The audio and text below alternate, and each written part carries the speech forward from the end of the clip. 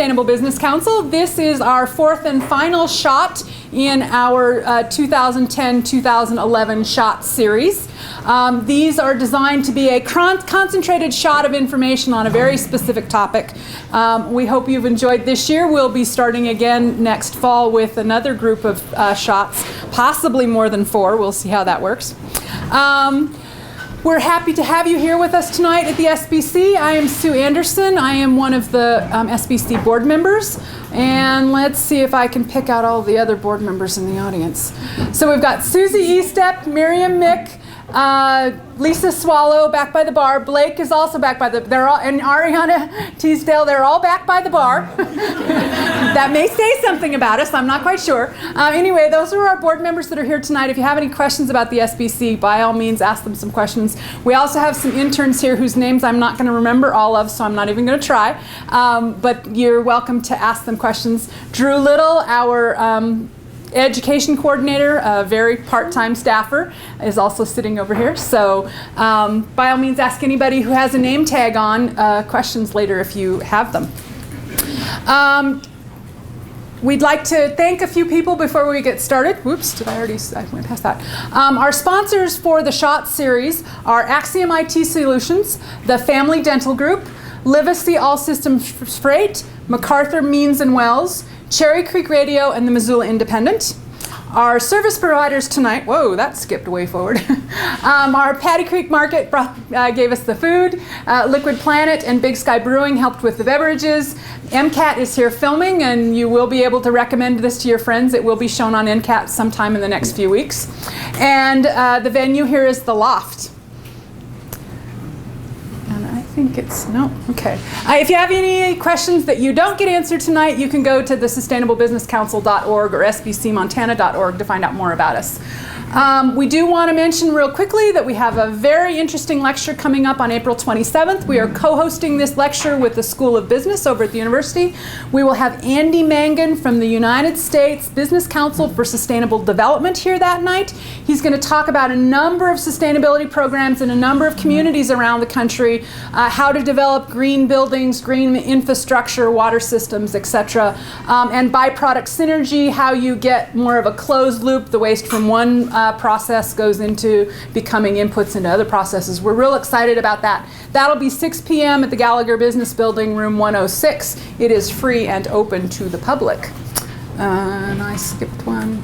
There are a couple other, oh, my clicker here likes to overclick. A couple other events coming up. April 19th and June 16th, we have STS workshops, Strive Towards Sustainability workshops. If anyone is interested in signing up for those, you can ask a board member later. And also we host Garden City Local Fest. It is May 14th this year. And we'll be in Caras Park from 12 to 8. It celebrates all of our local businesses, and come down and check out who's tabling down there and what's going on in the Missoula area. There'll be a number of education demonstrations going on as well. With all of that, our speaker tonight is Dave Wazenreid. He is the state senator for the 49th District. He's been state senator since 2007. He currently sits on the subcommittee of Health and Human Services, and he served as a representative from 1991 and also between 2001 and 2006. When he's not active in the legislature, he works as a transportation consultant, has a lot of experience in the trucking industry.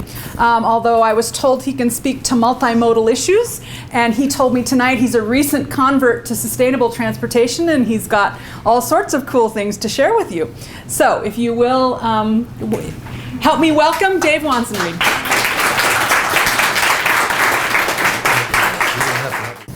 I appreciate the opportunity to be here tonight. I'm going to spend maybe 20 minutes, 15 minutes if I can condense it that much. But before I start, I want to find out the nature of the group here. Are any of you involved in shipping stuff or getting stuff sent to you? We got one. All of you are in one way or another. If you've ordered carpet or furniture or any of that stuff, you're a... And as Susan mentioned, she's kind of stole my punchline here. I'm a reforming transportation specialist. All of the experience I had from the time that I started in 1985 until really last year about this time was in the trucking industry, a very, very intensive, competitive industry that everything is predicated on price and time. And with that goes a whole culture of expectations that all of us have gotten used to.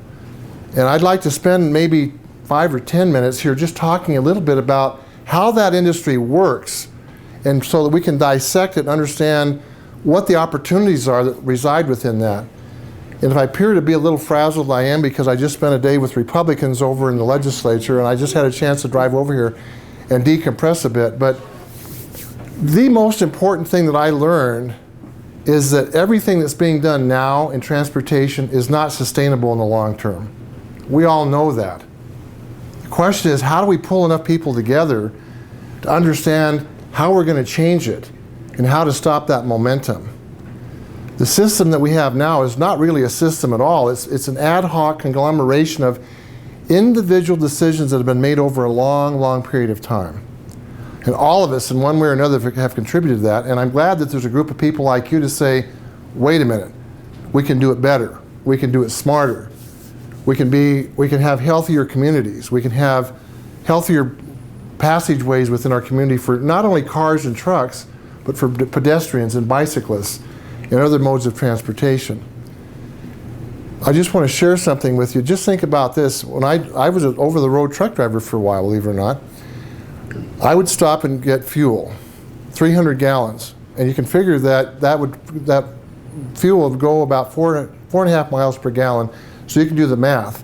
And it wouldn't be unusual for me to take freight from Seattle to Pittsburgh or Seattle to Cleveland or someplace in the Midwest. And you can kind of figure out that that is a very, very consumptive use of our fossil resources, right? Every single time I thought about, I'm burning up fuel that's gone forever. And at that time, we weren't really, that was back in the 80s, we were beginning to talk about climate change. And climate change was bad for some people, and other people said, no, it doesn't exist, it's just cows that belch too much, and it's methane, and we're going to take care of that. Now we know the real danger of that. The real danger not only to Missoula, not to the state of Montana, not even our country, but to the world, the place that we call home in this world. And we need to put a stop to that momentum and shift that paradigm.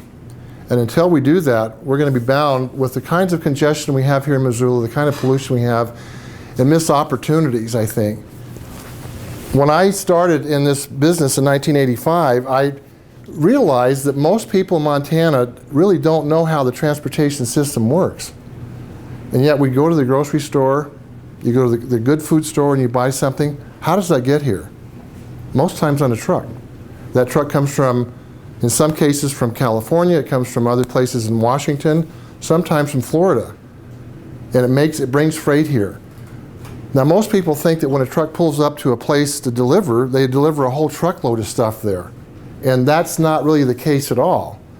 If you go to a Safeway store and you see a truck there, that truck comes from Spokane, Washington. And I want to tell you something, the freight that's on that truck in many, many cases comes right through Missoula on its way to Spokane to that warehouse and comes right back to Missoula. I know that because I hauled stuff into the Safeway distribution center from the Midwest, and I'm sure that at some point I must have bought something in Missoula that actually originated in Holland, Michigan, ended up in the warehouse and came right back over here.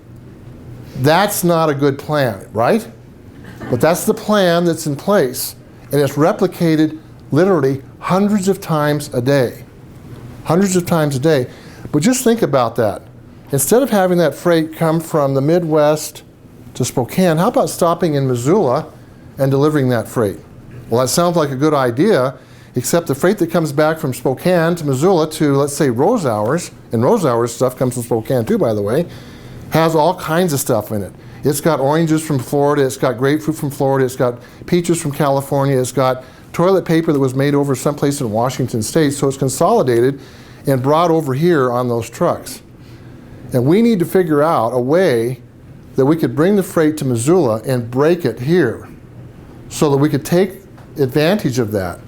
But the added benefit of that is if the truck is going to go from Missoula to Spokane, that means it's going to have room left on the truck, right? Why not put something on that truck that needs to go on to Washington State? We don't take advantage of that. So what ends up happening, all of us pay a price for that. And it's not just not right here in the pocketbook.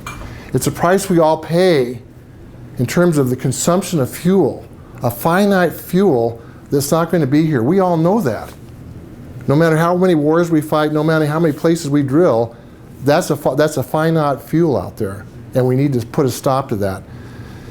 Now, one thing that I did learn when I retired about a year ago and became I need to tell you, I'm just a confession here, it never occurred to me that there was another way of doing this until after I retired and I had a chance to reflect on this, and people called me up and wanted to talk about not moving a truckload, 48,000 pounds of lumber or 48,000 pounds of machinery. They wanted to move 480 pounds of something from Missoula to some other location, and they wanted to know how to get that done. Now, I haven't been involved with moving anything as large as these mega loads out here, but I can tell you I've been involved with moving small things like a rocking chair that someone wanted to get from here to Michigan. And someone said, well, I checked with the moving company, they're going to charge me $400 to ship that rocking chair. I think it's probably worth $300 on the outside, but it's an heirloom to the family. It wasn't particularly a fancy piece of furniture, but they wanted to get it to Michigan. The mindset was, I've got to find a truck that's going to go to Michigan to get it done. Didn't know how to do that. And the opportunities we're missing right now can be solved with the technology we have at our fingertips right now. If those of you that want to ship something or buy something from another location had a place to go on the internet where you could specify what you have, how large it is, and what your expectations are in terms of service, we could resolve that. It's a randomly ordered universe right now that somebody would stumble onto me and say, I've got a rocking chair. You know what I did? The rocking chair weighs like, 55 pounds on the top end? We wrapped it very, very carefully, and we put on top of a load of plywood that was going within 10 miles of that location in Michigan. You know how much it cost? They charged them $85 to get it there. The efficiency of the truck going in that direction and the efficiency of spending roughly less than a third of what they would have paid the other way is out there, and it's bountiful. The opportunities here are bountiful to do that. The transportation industry we have right now is predicated, I said earlier, on thousands and thousands of decisions that are made. Think about the interstate highway system. When it was made, I can remember when I grew up in Southern California, the San Bernardino freeway was 2 lanes each way, and man, that was it. Well, as soon as they opened it up, it was congested, until they made it 4 lanes. And I think there's 8 lanes now, I'm not sure. There's a fallacy that underlies that, and we didn't learn from that, and I'm afraid if we don't stop it, we won't learn it here. And the best example of that is what's trying to be done on Russell Street. We all know about the gridlock on Reserve Street, so why don't we just move it over and put it right smack dab on Russell Street as well, right? Most of the traffic that's on Reserve Street are cars. Yes, there's some trucks. But what's going to end up happening, we're going to have more trucks on Russell Street as soon as they change that, because it's going to be perceived to be easier to get there. Up until very, very recently, this whole notion of something being sustainable was new. The old system that we have that's out here right now is, does it work? Well, let's just put another lane on. Hell, that'll take care of it. Turn lane in the middle, 4 lanes, that'll work. The question we need to ask ourselves is, does it fit? Does it fit the community?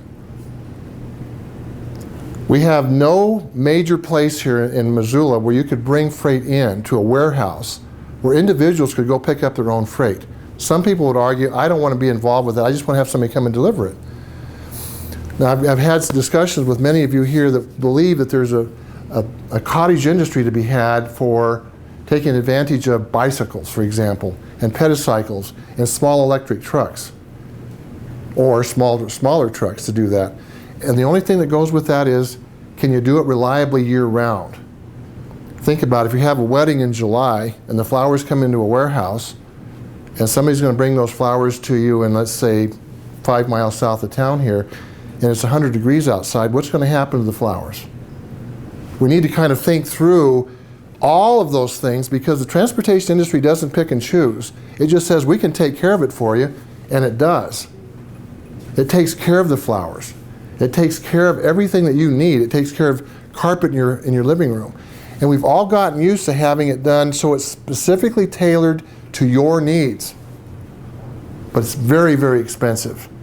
It's expensive not in terms of just the cost, but again, the fuel that it takes, the congestion that it takes, the pollution in our communities, the congestion that it results in. And the one thing I will tell you that we can do is we can change that, but we need to have a lot of stakeholders. Montana, it's all about location, location, location. If you want to ship something, anything, you're going to probably ship it out of here by truck. Unless you have a large shipment that wants to go someplace and you want to ship it on rail where it will take forever to get there, you can do that. Chances are it's going to go on a truck. You can ship it in 4,800, 48,000 pound increments, but most trucking companies won't touch anything less than a pallet.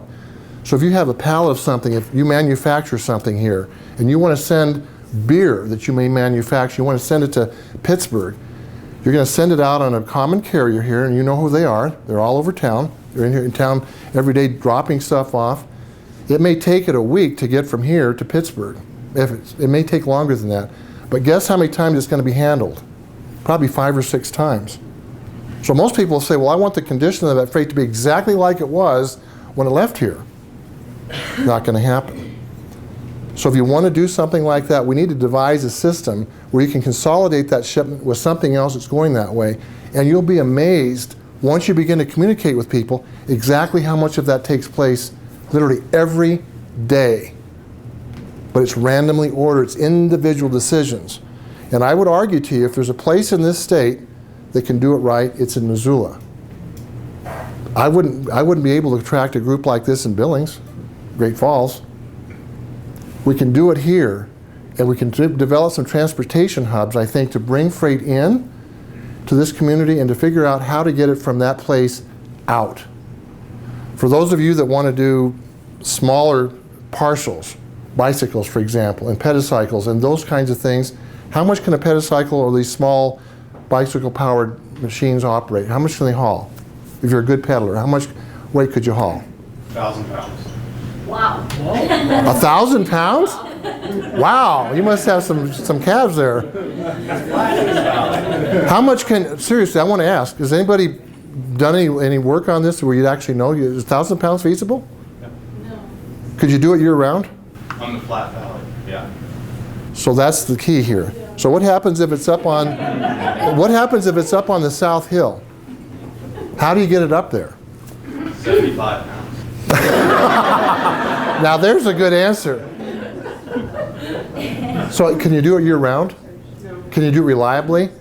Is the bicycle's leg, the bicyclist's legs going to withstand it doing it every day over and over and over again?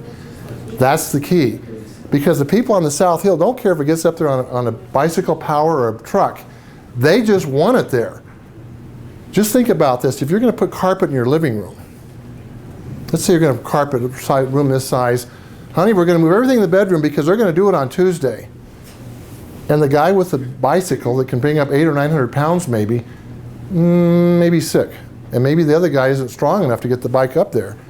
So the carpet isn't installed, and the consumer comes home and says, hey, wait a minute. I've got a dinner party here tomorrow night. I've got all this furniture in my bedroom. What the hell are we going to do here?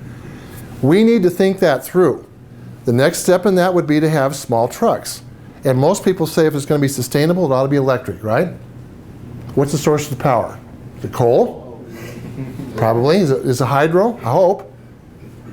But what about the batteries? What do we do with those batteries when they're spent? Let's think that through. What does that mean? What are we going to do with those batteries? Has anybody got a solution for that yet? What we need to do is we need to get all the stakeholders together. Some of these people that you regard as sort of the black side, the dark side, like me. I'm a reformed guy now, so I'm not quite that bad. But I would submit to you that they need to be a part of the solution, because they don't want to have their equipment tied up trying to make deliveries in downtown Missoula any more than we want to have those trucks here. But guess what? Just-in-time inventory is upon us. All these grocery stores, all these manufacturers don't want to have a lot of inventory because it costs money. So they have to have, instead of having a truck show up once a week to make a delivery, they have trucks showing up every single day. And they're right under our noses. If you look around every single day, there's a truck that pulls up to all these fast food places, all the grocery stores, over and over and over again. Just-in-time inventory. The truck is actually a warehouse. The truck actually is a warehouse to bring in a raw product, and maybe if they're lucky, pick up something that's finished and go. But the truck's only a certain size, and they don't have any warehouse space, so it has to come every single day. And guess what? The trucking industry is geared to do that. They're paid more for the reliability. And as you move away from that, our culture is going to have to assume a higher risk that the reliability is going to go down, I think, in the short term. And as soon as we can work this out and refine the system, the reliability factor will come back up, and we'll have much healthier communities. We will have much healthier reserve streets. We won't have to do the things that we're contemplating doing on Russell Street and all the other places where people are saying, well, let's just stick another lane in, that'll take care of it. We need to figure this out, and again, I want to make the point again, we need to have stakeholders that will help do that. There's been a lot of talk about the fact that we can do stuff with rail. That's the best way to do it. Where in Missoula would we do that? Where in the world would BNSF or a Montana Rail Link pull over a rail car? And I need to tell you, there's certain limitations about rail cars. The older rail cars and some of the newer ones have doors only on one side. Guess what happens sometimes? That door is on the wrong side of the dock, and it may take a week to get that boxcar turned around so you can deliver it. It happens all the time. In fact, when I worked doing my job, there was lots of times where I was called with a load of plywood that was on a siding back in Illinois that was within a mile of delivery, but the siding was inadequate or the door was on the wrong side of the boxcar. So we would get a truck, they would go over and load it onto a truck, and we would haul the 3 or 4 miles to the delivery point. We have a very, very inefficient system, and it's going to be overwhelming to try to tackle the whole thing. Rail is good for long distance, bulk items that aren't time sensitive. And I'll tell you a story. Plum Creek Timber, when it was operating at the capacity it was several years ago, would ship a boxcar of plywood to Chicago. And you know what? The plywood wasn't even sold when it left. And they would do that. They would send 10 or 12 of these boxcars to the Midwest without having a single customer in mind, and it was sold in transit. If it wasn't, it sat in a boxcar in a siding for weeks. That was the warehouse. Is that a good use of our resources? I would tell you that it is not. If you want to bring something into Montana, think about bringing in 200,000 or 300,000 pounds of it, or having the rail being willing to stop here to deliver 10,000 pounds. They won't do that. We need to figure out how we would do that, how would we get the rail to stop, and where they would make that delivery so we could break it down and take that freight out where it needs to go. If it's going to one location, 9 times out of 10, that'll come on a truck. So for those of you that feel we need to change this system, there's a lot of moving parts in the system that we have, and again, it's predicated on individual decisions. We have no transportation hubs to speak of in Missoula here. We have these trucking companies that have docks here. They'll pick up freight. When they deliver freight, they'll pick up returns, for example, and then it needs to go back to that warehouse. It may sit there. But instead of sitting in Missoula, they'll ship it to Denver someplace, and it'll sit there on its way to wherever it's going. We need to figure out how we can consolidate the freight one time here, put it on a truck, and send it to the destination to make the best use of that. Sometimes it takes weeks for that to match up, but we can do it if there's a commitment to doing it. For those of you that you're going to forget more about sustainability than I am, because again, I'm just a recent convert, but I want to just go through one thing here, then I want to interact with you a bit more. The one thing that we have missed in designing, does anybody think we actually have a transportation system? I don't. We have a system out there that works based on individual decisions. I don't think it works at all. It certainly does enhance our health by having these trucks running in and out of this town.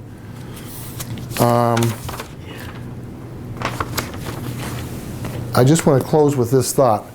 We have an opportunity to do something in Missoula where we can't do it elsewhere. We need to figure out a transportation hub. Where would that be?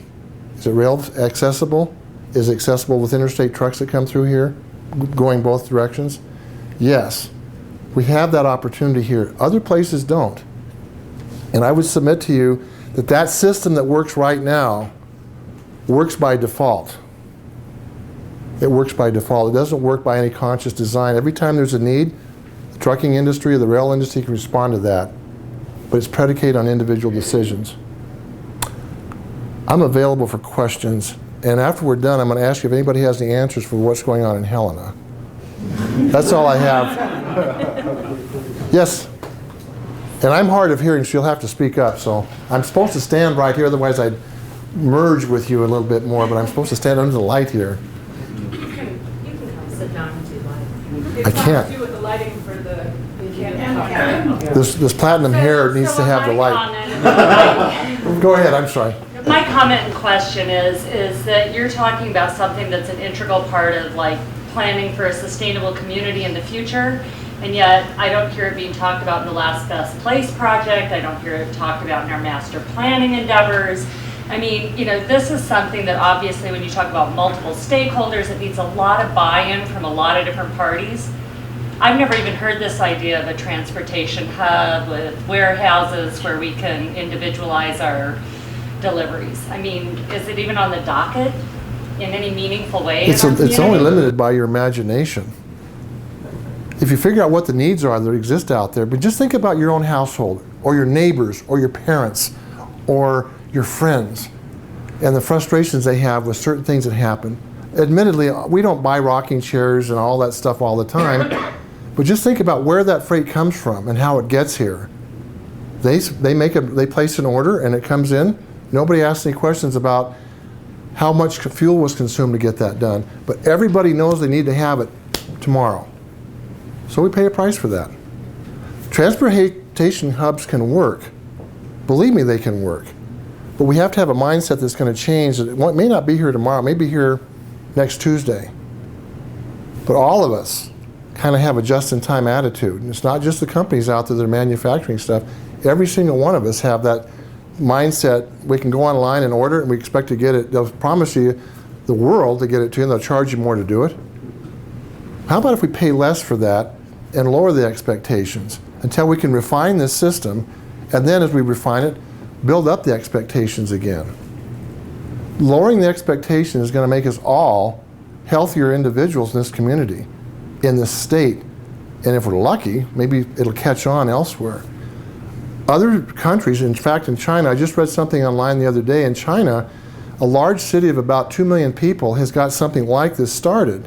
And they're actually planning the community to grow around the transportation hubs. That sounds like a pretty good idea to me. They're going to make sure that there's access to that transportation hub, but not running through residential areas, so it's going to be blended.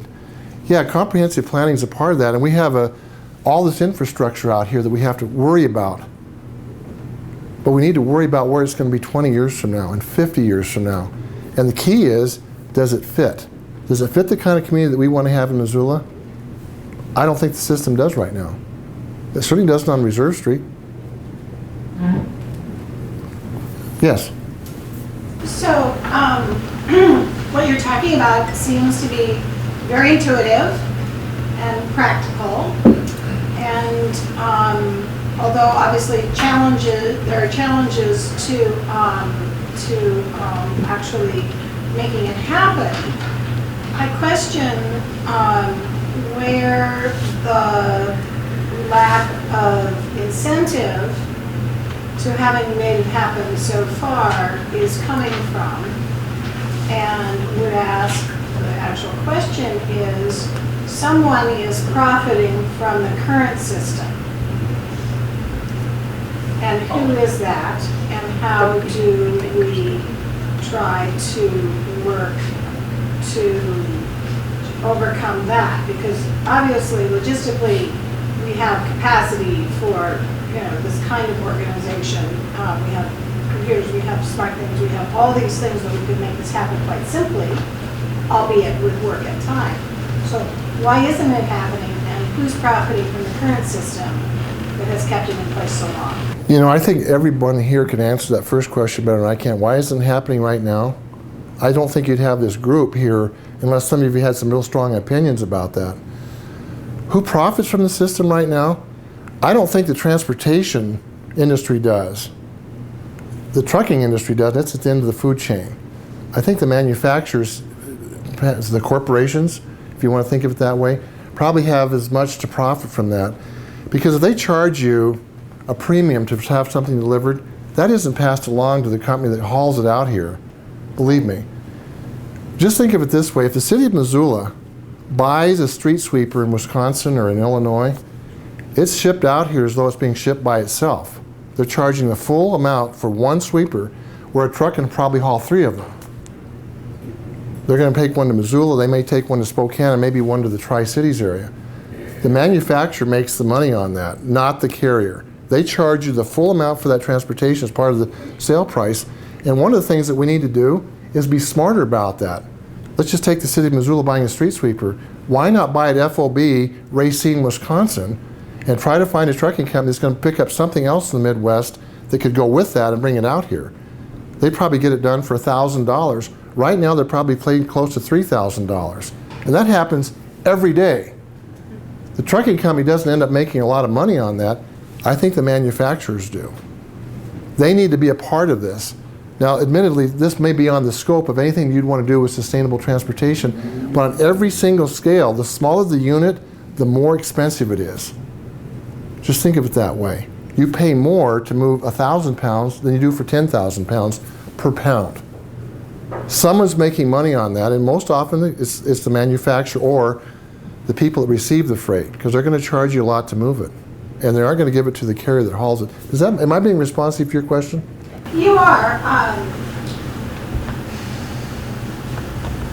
I guess I'm confident that a system that is inefficient and has continued to operate for a specific period of time, there has to be, again, an economic driver for it to continue to be inefficient. And I think, yes, you explained that the manufacturers. I also would add, if I'm allowed to give my opinion, that there may have some additional influence by our continuing dependence on fossil fuel and the current system we have in place for energy consumption. Let me just let me give you this example. Those of us that want to build something here, like with sheetrock, you go down to the hardware store and you buy sheetrock. Well, most of it comes from the Seattle area. Some of it comes from Wyoming. If a truck brings over sheetrock from Washington State to here, it almost always has to go back that way. And the key in that transportation industry is to make sure it's not empty. So if there's any freight headed in that direction, even if it's going to Spokane or the Tri-Cities or even Portland, if they knew the freight was here that was consolidated, they could bring the freight over, drop that freight off, load that, and take it right back with them. What happens now, sometimes they go back empty, and somebody ends up paying for that. It's passed along to somebody. They don't eat that cost. If they do, they won't be in business very long. So somebody ends up paying a disproportionately high price for the fact that we don't have a database of information about who's shipping stuff. If all the people that ship stuff from Missoula used it, something like this database, you'd be surprised how many people would be accessing that, wanting to consolidate that freight. The problem is we don't have the infrastructure in Missoula to do it, except with with trucking companies. We need to maybe look about devising some way of having a transportation hub that's a joint effort of both trucking companies and the public sector. And why would the public sector want to involve? Because it make our community a lot healthier, for one thing. Yes? So if you had the time, and you obviously have the knowledge, in Missoula, the town the size of Missoula, could you make your rocking chair example happen all day long, every day? Like find somebody going through Missoula or around Missoula and put the rocking chair out for their load? Let me give you an example. These moving companies that move people from coast to coast, most often they don't move a whole truckload of one household. They'll stop here and drop freight off, and that rocking chair could just as easily go on that truck. But there's no way to make that connection because most people don't know that that's how it works. Could I do it all day long? Yeah, except the expectation, if you called me up, and this happens all the time, people would call me up and say, you know, I've got a vintage Ford pickup. I want to ship to Texas, to Dallas, Texas. How much is it going to cost? Well, it's going to cost X if you put it on a truck by itself and take it to Dallas, Texas. Oh, I don't want to pay that much. Well, I'll charge you a third of that, but it may take a month for it to get down there. Well, that's okay. So the key then is to try to find other freight that's headed in that direction. And believe me, there's a lot of it. It isn't all in Missoula. Some of it's in Spokane, some of it's in Kalispell, some of it's in Seattle. But if those companies know that they're going to come in this direction, there's freight here at a hub of some kind where it can be consolidated, they'd be wild about that opportunity. The only thing that's changed now, and I have to give you this caveat about doing it all day long, is in this recession, a lot of trucking companies have gone out of business, or they've reduced the size of their operations significantly. So just having the resource, once you identify all these pieces you could put together on a truck to send someplace, is significantly less than it was even 2 years ago, by a factor of 10. It's amazing.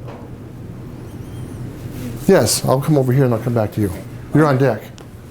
I appreciate your presentation, and please don't take this question as a criticism, but it strikes me that much of it is predicated on the concept that we've got this much stuff to ship, and that's what we're always going to have to ship, and we have to figure out how to deal with it. Whereas perhaps another way of looking at it from a sustainability point of view is to say, well, look, 50 years ago we consumed, 80% of the food we consumed in Montana was grown here. Now it's 10%.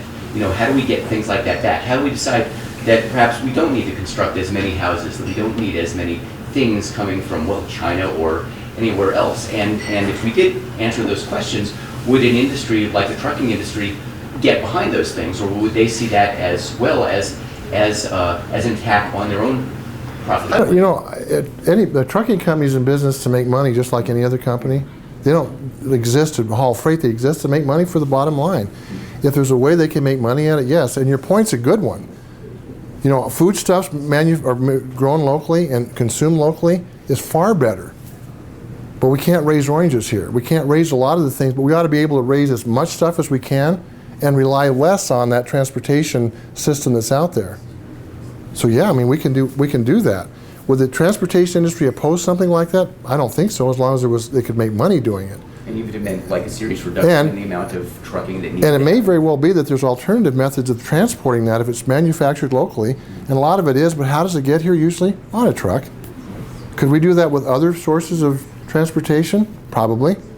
But we need to figure out, we need to break it down, and we need to dissect it down to a scintilla.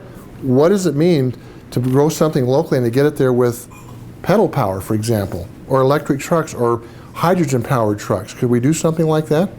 Yeah. We just need to figure out how to put those pieces together. Thank you. Yes? I have a comment and a question. My comment, and I guess an example too, is that like on Craigslist, you can do ride shares. So say I want to go to Portland for the weekend, I can go on Craigslist and say, hey, I would like a ride. Is anyone else going that way? I'd be willing to split gas, something like that. Where some sort of system like that would be beneficial for the industry. The trucking industry actually has something like that. It has a system sort of like that, but it's not user-friendly. You have to know the system is there. And the case you're talking about is a great example.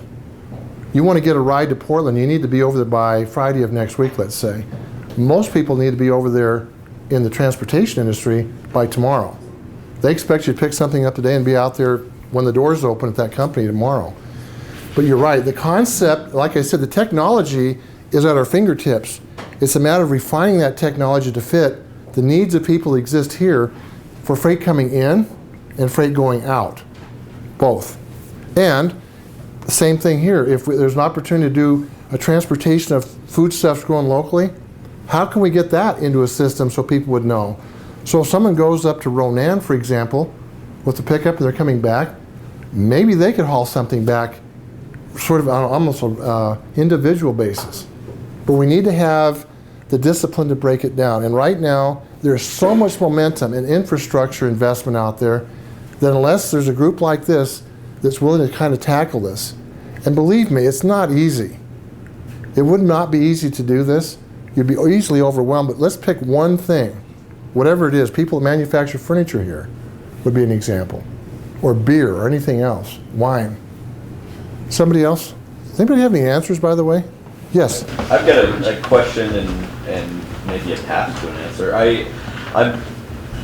There's a couple of issues that have been voiced by a few people in regards to why the hub hasn't been established already, or that it may not have even seen the light of day anywhere.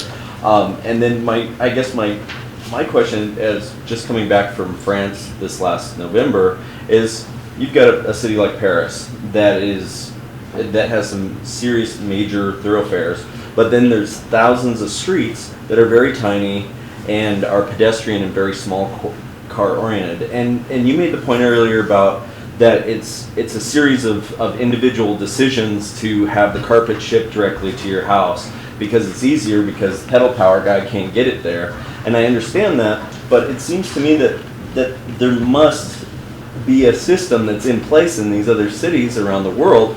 You know, China doesn't really count because they're, you know, a $2 million population city is a master plan. They stamp that out in 20 years. It's kind of easy once if you're taking bare ground and saying we'll level it and turn it into this. But my question is, once you have something established, or what has been established with these older existing cities merging with current transportation. When the city of Missoula was, if you look at the pictures of Missoula, horse-drawn carriages coming through here, wagons, they didn't have 72-foot wheelbase trucks in mind when we built this system, but we've tried to jam those trucks into that system. And one of the things that we might consider doing is requiring deliveries be made by smaller trucks. That would be one thing you could do to kind of move in that direction. I haven't been... And that seems like the city could take care of that. I mean, you just... But there would need to be a way for the same freight that's delivered on a 53-foot trailer, that's how long they are, to be delivered in a 28-foot van, for example. Okay. There needs to be a hub someplace for that to happen. Why isn't there one there? Because no one said, not 53-foot trailers here, bring them on. We'll make the streets bigger if we have to accommodate you. So our community needs to decide if that's a priority. If it's a priority, that would be one step. Now, everybody would say, well, that's government interfering on this. If enough consumers stood up and say, you know what, that's what I want. I don't want to have all that congestion, and I'm willing to sacrifice the reliability and the timeliness of that delivery to have it that way. We have to make that decision individually to force a change. Force a change by not buying and expecting service like that, but you'd also have to have the infrastructure. Without a transportation hub, something like this doesn't work. Yes. Oh, one way back in the back there. Oh, okay. So basically what you're talking about is not just Missoula, but having distribution points in several towns, whether it be Hamilton, whether it be Dillon, Montana. Thinking of that, we already have a system in place like that. It's called the Postal Service. Thinking about that, why not push for the privatization of the Postal Service with the understanding that they'll also carry freight? You already have small electric-powered vehicles that deliver the mail. Why not also deliver, the creative oranges that you order? When I mail a letter, it may take 4, 5, 6, 7 days just to get across the state. That's acceptable to me, but why not use that system that's already in place? And that's, it's there, it's in place. You don't have to do this trickle-down effect and say, okay, Missoula's going to be first, then Hamilton, then Polson, where the infrastructure is there. It just requires a larger change on the part of the American people to say, the current postal system is struggling. Here is a sustainable business idea by privatizing that system and saying, okay, but yes, now you are going to be required to also haul other types of freight to relieve that congestion on our roadways, to streamline this delivery process. Have you ever considered anything like that? Well, personally, no. But I can tell you large parts of the U.S. Postal Service have been privatized. If you drive on the freeway, you'll see a truck that says U.S. Mail on the back of it. That's a contractor. So to some extent, it has been privatized. Mail that comes from Minneapolis, for example, is relayed across to Seattle, and it's broken and dropped as it goes along. Well, the Postal Service could pick up other freight with that's not mail and take it with it. And it's occurred to me, just as I was standing here, you're asking that question, how about the Montana Food Bank Network? They load up a truckload of food here that comes in from all over the country, and they ship it out all across the state. Why couldn't they take mail with them when they go out to Glasgow and Havre and Sydney and all those other metropolitan hubs in eastern Montana? No one has said gee, we want to improve the service for the mail in Montana, but you know what? The Postal Service would be thrilled to get rid of that, because I'm sure that's where they struggle in trying to make the bottom line work if they can ever even get close to it. So the answer to your question is, if we want to privatize the postal system, that's a much bigger project than I'm sure I could handle. But if all of you could just figure out the pieces of that, we could save money, and I'm sure the Food Bank Network would be thrilled to have more revenue on that truck, and it could also bring mail back or other freight back from eastern Montana if they knew it was out there. That's just a thought. There's opportunities galore, and it's limited again by your imagination. That's the only limitation in this. The resource is there right now. We just need to be smarter about thinking strategically, how can we merge freight and deconsolidate freight? That's really all it is. Anybody else? Somebody else over here? Yes. Yeah. I asked a question about the big rigs. I'll try. I just drove out and saw them today. And since you've been in Helena, this is a very simple and limited question. I'm not talking about tar sands or global warming. When I talk to friends in the business community about the big rigs who say, it's fine, I think it's great, they're going to bring in some money, some business, we need jobs. And these are not naive people. And at the end of the conversation, when I say to them, would you have chosen the Loxaw and the Blackfoot, Route 12, Route 200 is the appropriate place to bring through this business money? No one has said yes, that's the right route. Now, I have not heard a single indication that from the governor on down, but mainly the governor, that anyone has ever said to the oil companies, and I'm ashamed of this as a Montanan, after the Butte experience, has no one ever said, thank you, would welcome your business, would welcome your money, now let's talk about the time, place, and manner. The Blackfoot to Loxaw are completely inappropriate. Bring them down the freeways, that goes through Missoula County too. Has anyone, have you heard, Schweitzer especially, ever said, hey guys, great, we'll do business with you. Here are our conditions. Here's our self-interest. We have a fishing industry. We have amenities that bring in doctors from all over the country for our medical industry.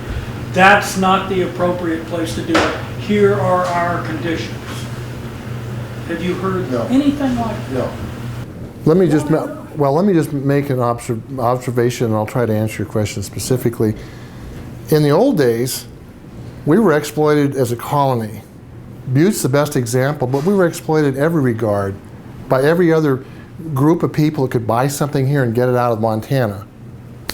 Now we've kind of lowered ourselves to a lower echelon. We're just a corridor now. We can't even be exploited directly. We're just a corridor for someone else to go through to get something to Canada. So we're not even at that level of being a colony to be exploited anymore. If I remember correctly, and I think it was back in July, I may be wrong by the date, it was sometime last summer, I'm sure, when the governor said that the stuff for the Canada, not the stuff for Laurel, is going to bring in $64 million to the state's economy. Did anybody ever ask how he got that number? No. So everybody assumed that someone had sat down and done the calculations and figured out every truckload, the number of tires, hotel rooms, meals, and all the other stuff, fuel they'd buy in Montana. But no one said, gosh, I wonder what that number means to the communities here. Now, I was just in Shoto, which was where those shipments go through. They're divided Shoto right down the middle. That's a community that's maybe not dying, but desperate right now. And they're split right down the middle on this issue. They aren't sure they want those rigs going through there, even though it brings some economic benefits there. If we're going to do something like this, we have to change the national system, because Montana and permitting these loads is subject to federal regulation. That's one of the lessons that we've learned in all of this. This isn't going to be designated a formal high and wide corridor. No one's going to make that proclamation. In fact, it looks like the people up in the tar sands are saying, maybe we got to bring these a different way, right? But you know what? Did any one of you look at other routes that are available? let me just make one point, and then you can answer I your. thought that was a question. Have any of us looked Have at you? the routes? You know what? Canada. How about shipping it across Canada from Prince Rupert to the tar sands? Has anybody looked at that? Now, I actually looked into it, and I think it's feasible. There's a way you can go online with Canada and punch in the numbers. And I actually gave the information to some people here in Missoula to look at that to say, why don't you look at another way of bringing it across where it doesn't even touch the United States? You can exploit your own country if you want to do that for the benefits. To date, no one's called me back and said, gee, we looked into that. That's not a bad idea. So to answer your question specifically, has anybody said, not on my watch? No. Bryce Bennett had a bill that we would have had more requirements for a more comprehensive look at this and what its potential impact would be, and it didn't even get out of committee. So the legislature, this is not a good legislature to be the bellwether, to be sure, but right now the sentiment is, God, if we can make a buck, bring it on. That seems to be the way it is right now, unfortunately, and these rigs are coming through Montana, I think, because the prevailing attitude is, we can't stop them legally, so let's just make the best of a bad situation. Even though there's other transportation corridors that might work better. That's my view. So we have to make it expensive for them to go through this route. Yeah, I think that, if Montana was going to look at this, if it's just a matter of making money, bottom line money for the state, whatever that means, that's one thing. But just to ensure that the condition of our bridges, the harmonics of, I'm not an engineer. Is anybody here an engineer? But I've been told the harmonics of these loads crossing them that many times takes its toll on a bridge. How much does that cost you and me when we buy fuel? A lot. Are they paying their fair share of that? I'm not sure. But they're permitted, and there doesn't appear to be any way of stopping them from coming through. So it should be done, I think, more on our terms. But those of us in Missoula, we all agree. People in Billings, they're not so sure about that. That's economic prosperity for a lot of people in the way people look at it for Billings. You were going to make a point, and I'm sorry I interrupted you. Well, actually, the metrics around the economic development numbers that were put forward by the Montana Department of Transportation and the supporters of this operation are clearly defined. It's very standard. You take one circumstance and multiply it, and therefore it must equal. So there's nothing real or magic or particularly good about that $69 million number. As a matter of fact, I think it could be easily discounted. There has been quite a bit of work done at the university recently by Steve Seninger on the opposite impact, which is the exponential impact on tourism and then what that has on jobs and the economy. And that information is available if anyone's interested in it on the website for All Against the Hall. And I will just make a disclaimer that I'm one of the founders of All Against the Hall, so that's what I'm talking about. But that information has been worked on. Introduce myself, I'm Jerry Furnace, business law professor in the School of Business for 23 years. A side note for Bill's comment there, in 1980 I was a intern for the environmental clinic at the law school at the University of Idaho, and I met with the Forest Service and my clinician leader to try to get trucks stopped on the lock saw, and there, that's been quite a number of years ago. But anyway, but I like the idea of the hub concept, but what I think what people have to realize is that to either get governments to change, which is extremely difficult to do, or to get the public in general at large to change, which is extremely difficult to do, you've got to somehow engage the self-interest of business in the private sector. And you have to do that at not only the local business level that needs stuff shipped, but consumers that are purchasing. And you need to build incentives instead of disincentives. And what you need to do is take care of the disconnect between consumers and businesses and manufacturers and truckers with technology and information. So I was thinking the other day, I watched the Facebook movie to see that you can make institutions move, you can make people do things differently, etc., if you somehow empower consumers. And I'm thinking, you know, if there was a software and a way to go in and you educate consumers and local businesses that these shipping opportunities are available, and with longer time periods there's an advantage, there's a price savings perhaps, and with a shorter time span there's a cost associated with it. And if you connect that to the truckers who are looking to haul their empty spaces and fill those with whatever's available, and you connect that to a consumer demand to say, hey, I can connect to this and I have these items, and in fact taking a Craigslist type of thing or a Facebook type of thing and putting the opportunities together with the savings and empower the consumer to make decisions, the consumers can push this. And you don't have to convince them to be all sustainability members. You just simply have to give them choice and with information. And they can force this to happen.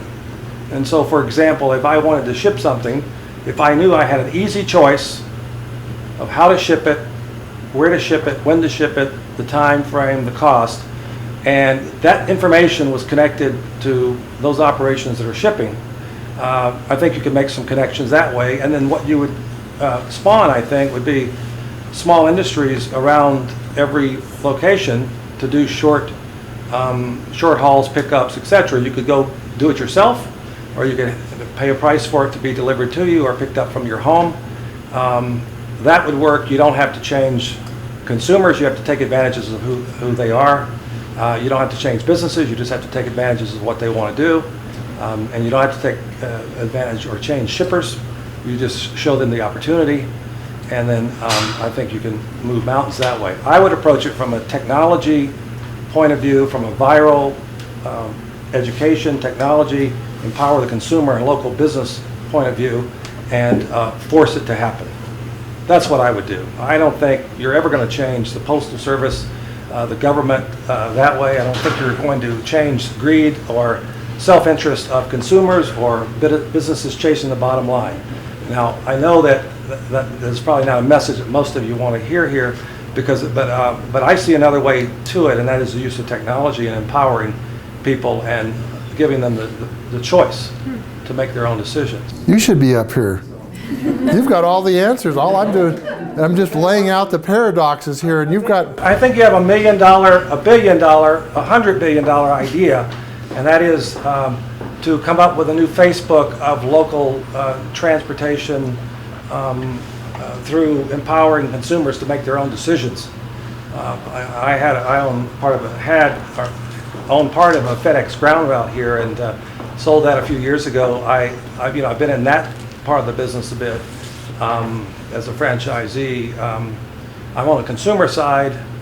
I've shipped lots of rocking chairs, and I've wanted to get my dad's peaches here, and I've had all those issues, and I wanted to ship stuff out, and if I could go to a place whether it's a Craigslist type of operation or what, but it's got to be sophisticated, and it's got to link where the motivation already is and the momentum is and the technology is, just link it together and show opportunity and show the price for time that you pay and the savings that you enjoy through making choice. And you put the power in the consumer that way through technology. That's what we really need. Well said. So. I can't improve on that. Anybody else? Yes. This will be last. There actually is a system some of you might have heard of called uships.com that does empower the consumer, where you can put in a bid. The most I'll pay to get my dog moved from here to California is $250, but you have to have the patience to say it's got to be between now and June. Or obviously, if you want to say I'll pay $1,000, then you'll get a trucker that will come 200 miles out of his way, pick it up and take it on down there. So that's kind of available. What really has facilitated that, I think, is actually having internet hubs at the truck stop, so the truckers can sit in their trucks, look it up online, look at the bids, and then they can do counter offers and stuff. But part of what we're talking about here is actually is getting people past that notion of everything has to be tomorrow. This immediate gratification thing that we all have bought into. If we can get past that, then a U-ship type system would really work and possibly expand. Well, putting a price to it and a savings to it gets you from having to overcome human self-interest. It really does. I mean, so if there's a price associated with it or a savings associated with it, you change behavior. You can change a little bit of behavior by trying to convince people it's the right thing to do or that you ought to delay gratification, but that's tough to do, I'll be honest with you. If you can put it in dollars and cents and make it easy, fast, quick, workable solution, show me the incentives. As a consumer, I'm going to do it. So otherwise, I'm not. Thank you all. I need to cut you off right there. I want to thank you all for coming to the Sustainable Business Council tonight. And will you all help me thank Dave for his great presentation?